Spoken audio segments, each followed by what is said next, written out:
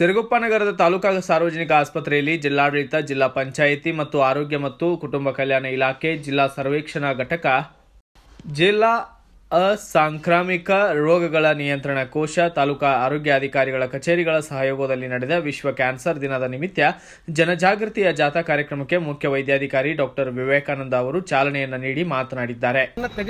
ತ್ಯಜಿಸಬೇಕು ಅನ್ನೋದ್ರ ಬಗ್ಗೆ ಮಕ್ಕಳು ಸಹ ಅವರ ತಾತ ಆಗಿರ್ಬೋದು, ಮುತ್ತಾತ ಆಗಿರ್ಬೋದು, ಮನೇಲಿ ಇರ್ತಾರೆ ಯಾರಾದರೂ. ಸೊ ಅಂಥವ್ರಿಗೂ ಸಹ ನೀವು ಇದರಿಂದ ಕ್ಯಾನ್ಸರ್ ಬರುತ್ತೆ ಎಂಬುದನ್ನ ನೀವು ಅರಿವು ಮೂಡಿಸ್ಬೇಕು. ಈ ಒಂದು ಕಾರ್ಯಕ್ರಮವನ್ನು ನಾವು ಏನು ಹೇಳ್ತೀವಿ, ನಾವು ಥೀಮ್ ಬಂದ್ಬಿಟ್ಟು ಯುನೈಟೆಡ್ ಬೈ ಯೂನಿಕ್ ಅಂತಂದು ಹೇಳ್ಬಿಟ್ಟು.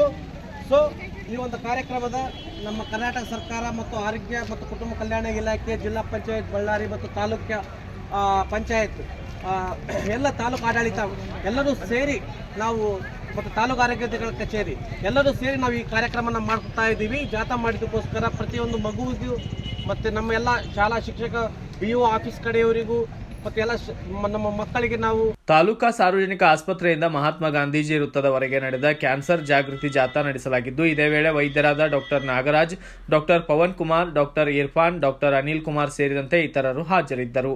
Bureau report Srinivasa Nayak, BV5 news Kannada, Siruguppa. Thanks for watching Read, Discuss and Debate with editor Dr. Yan Prashant Rao. Wanted reporters in print, digital and visual media for Bharat Vaibhav Daily Newspaper, BV News 5 Channel and BV Fast Web News from all the talukas of Karnataka, Goa and Maharashtra. If interested, send your resume to 9019229369.